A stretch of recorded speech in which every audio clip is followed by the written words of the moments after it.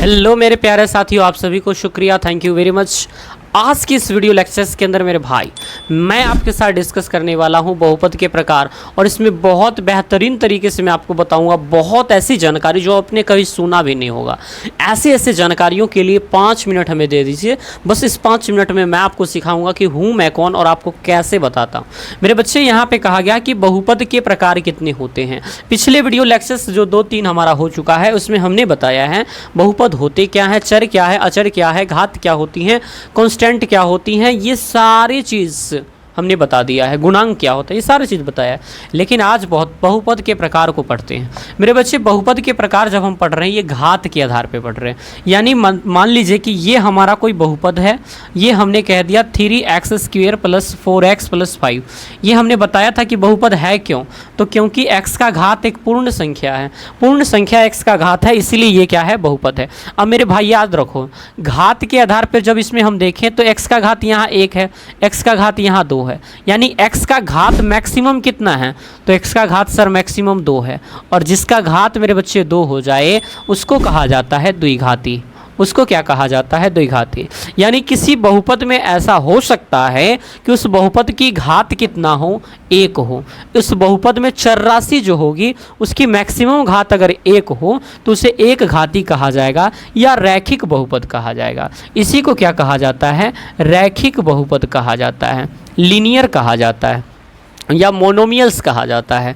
देखिए इसी को क्या कहा जाता है, रैखिक। इसका मतलब इसमें सर बहुपद कैसा होगा, वैसा बहुपद जिसका घात क्या होगा, मैक्सिमम घात कितना हो, चर राशि के मैक्स घात कितना हो जाए, सर 1 हो जाए। जैसे मान लीजिए 3x प्लस का हमने 5 रखा, तो बताओ कि सर इसमें बहुपद का घात कितना है। तो बहुपद की घात देखने के लिए x y z को चेक करते हैं, तो x का घात सर यहाँ 1 है, इसलिए क्या है, एक घाती बहुपद है या फिर रैखिक बहुपद। सर इसका अगर स्टैंडर्ड फॉर्म लिखा जाए तो a 3 4 5 यहाँ कुछ भी हो सकता है, तो a लिखेंगे और x लिखेंगे, और यहाँ बदल रहा है तो ax + b लिखेंगे, क्योंकि ये बदलते रहता है तो बदलने वाले के लिए ABCD, और ये नहीं बदलेगा तो x ही रहेगा, और 3 4 5 बदलता है इसलिए a लगा दिया।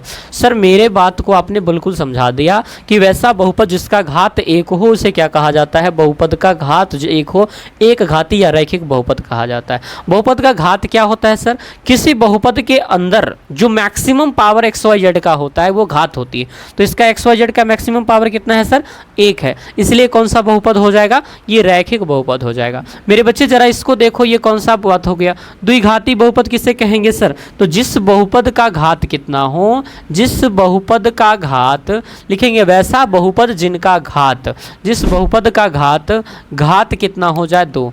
घात बोले तो मेरे बच्चे पावर कितना हो, पावर कितना हो, 2 हो। जैसे सर पॉलिनोमियल्स में एक कह रहा हूँ कि 3x² प्लस का 5x प्लस का 6, बताइए यहाँ पे बहुपद का घात कितना है, तो सर चर राशि एगो ये है और एगो चर राशि ये है, इसका घात 1 है, इसका घात 2 है, लेकिन मैक्सिमम घात हमने कहा ना, मैक्सिमम घात इसमें कितना है सर, तो 2 है, इसीलिए ये मैक्सिमम घात ही इसका द्विघाती बनाएगा, इसे क्या कहा जाएगा, द्विघात बहुपद कहा जाएगा। सर इसका स्टैंडर्ड फॉर्म जरा बता दो ना, तो देखो यहाँ 3 4 5 6 7 8 कुछ भी होगा, इसलिए a रखेंगे, यहाँ x² रहेगा तो रहने देंगे, 5 6 7 8 कुछ भी होगा तो b डालेंगे, XYZ बदलता रहेगा इसलिए bx रखेंगे, और ये बदलता रहेगा इसलिए c लिखेंगे। यानी इसका स्टैंडर्ड फॉर्म होगा ax² जो bx प्लस का c, इसका स्टैंडर्ड फॉर्म हो गया। त्रिघाती वैसा बहुपद जिनका घात कितना हो, जिस बहुपद का घात कितना हो मेरे बच्चे, 3 हो, मैक्सिमम घात कितना हो, 3 हो, उसे त्रिघाती बहुपद कहा जाता है।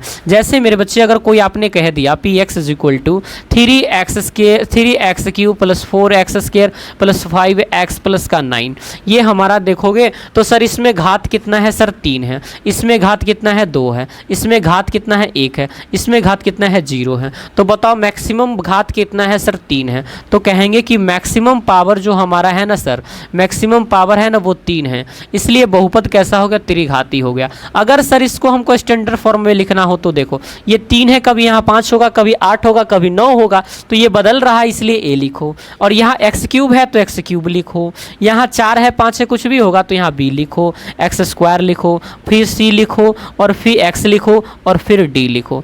ये हमारा त्रिघाती बहुपद का एक जो है स्टैंडर्ड फॉर्म हो गया मेरे बच्चे। और इसी प्रकार से अगर घात n रहे उसी हिसाब से इसका नाम देते रहेंगे, चतुर्घाती देंगे, त्रिघाती देंगे, पंचघाती देते रहेंगे और इस प्रकार से इसका हम घात बताते रहेंगे।